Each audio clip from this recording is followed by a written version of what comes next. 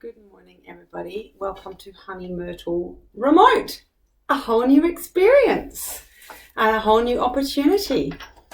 Now, we are no longer doing our play group, obviously, physically, but how wonderful it would be if we could maintain some sense of rhythm for our young children and tune in and try and follow that rhythm in a way that suits your family life, but that holds your child, especially through these turbulent times. So what I'd like to do is bring to you our stories that we would have been having at circle time, and bring to you our songs and our verses and our finger rhymes so that you can learn them and you can continue the rhythm at home. Now, we met in the morning at 9:30 for playgroup, so that gives us a chance to have had our breakfast and to go for a walk. I think it's really important to get outside with your child as soon as possible in the daytime when the air is still fresh and there's still a crispness and the dogs are barking in the distance and the cocks might still be crowing if you're lucky enough to have a few roosters not too close to your house, and to discover treasures along the way, and really, really connect with your child, and to put aside all the worries that build up during the day. So in that morning time, don't check the news, be present, have your porridge, go out for a walk, come back and have morning tea. So have your morning tea and your circle time, just as we did. We had our play and our, actually we didn't, we reversed it so that we could start with our circle and our morning tea, because that fitted around, got us to around about the right time when tummies were starting to rumble after breakfast. So if it's possible for you to create a rhythm that works, this would be a good one, which is to start with breakfast, whatever early time your child wakes up and has breakfast. And if you can't manage porridge that early, try and fit it in at morning tea time. So you might have a walk, come back and sit with your child and go through the little rhymes and songs that we do at circle time, and then eat your morning tea. And then you might be able to, having had that really good in time with your child from breakfast time and walking and having a circle time morning tea, that's when you might be able to get your work done and your child might be able to play quite happily independently for a bit, with the promise of coming together again for a story time a little bit later on. So in Honey Myrtle, we have our story at the end of playgroup, just before 11 o'clock. You might stretch that out to having it just before lunchtime. So you might prepare lunch, have the table set, then have your story, and then come back together for lunchtime. Or you might have it as a beginning of rest time. So you have your story after lunch and then say, now is a time for us to have a little quiet time. So there's no hard and fast rules about how you create a rhythm. You try things and see if it works. And then if you go, actually, I think that would be good here, then do that. And then just create a bit of a ripple on from there. And you'll find that once it's actually as useful for you as it is for your child to feel held in that rhythm. And when we're going through such difficult times, for as many of us to be held as possible is obviously going to be a good thing.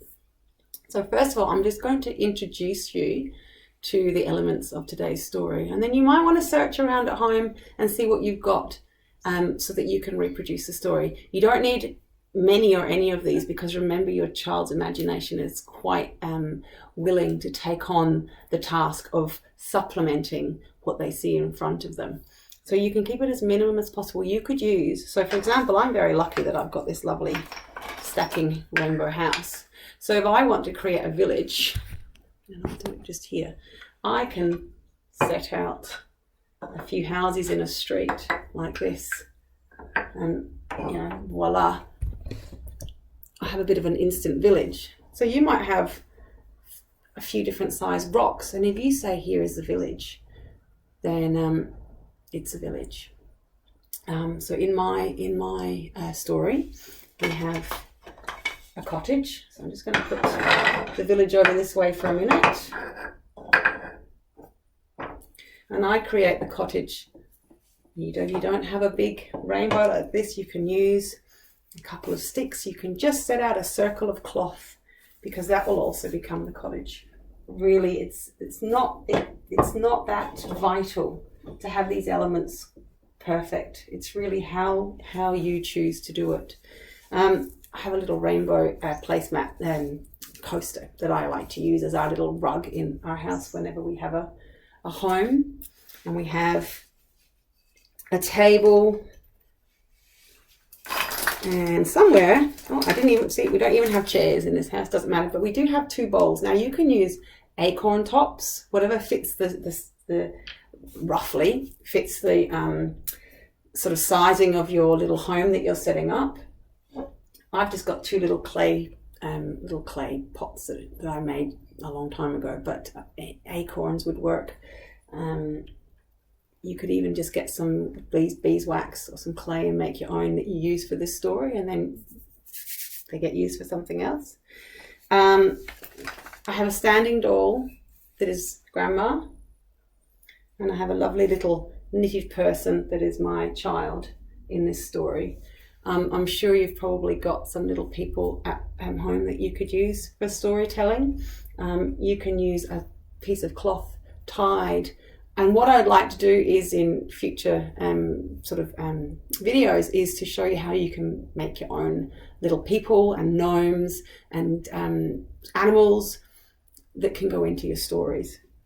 Now I've got a little chicken and a little wooden dog that I've had for a long time that are going to be in my story. And I've also got a tree and a little magical gnome person. I often use the same gnome in every story for any kind of magic person. I went for a bit of variety this time. She's going to hide behind the tree. And I've also got a magic cooking pot. Now inside my magic cooking pot is some fleece. And it will become apparent why I have crushed as much wool in there as possible. And that's going to live with the woman behind the tree there. Now I hope you realise by now that this is for the grown-ups, this video. This one is not for the children, for obvious reasons, because this is an explanatory tale. You are going to tell the story yourself.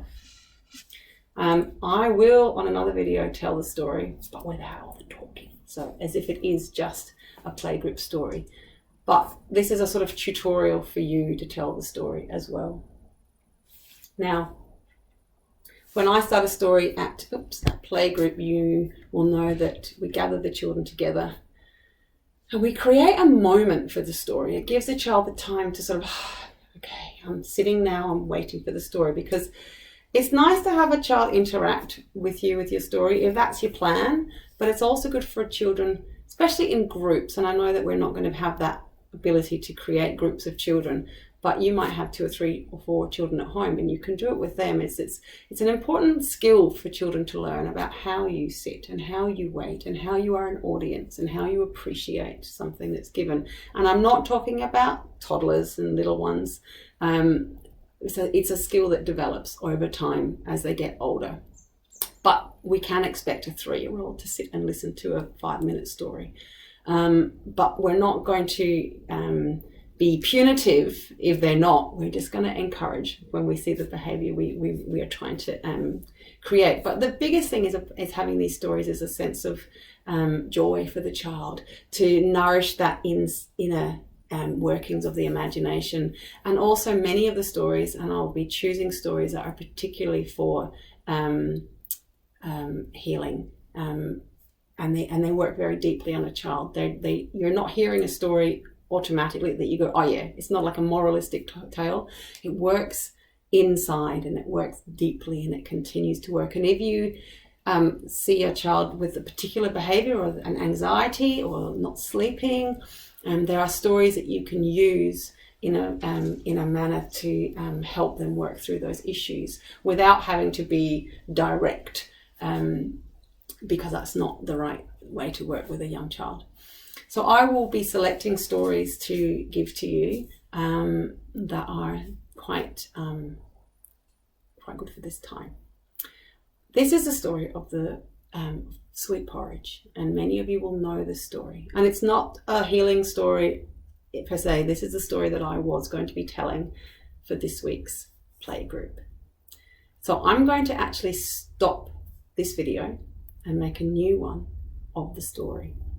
And if you want to watch it with children, that's fine. If you want to take it for your own use so that you can then make the story for children, then that would be wonderful. But I will keep these videos coming, and we'll try and create a rhythm together for all of us who are in this new phase of our lives, and we will keep the thread that connects us until we're out the other side. Many blessings to you all and good health.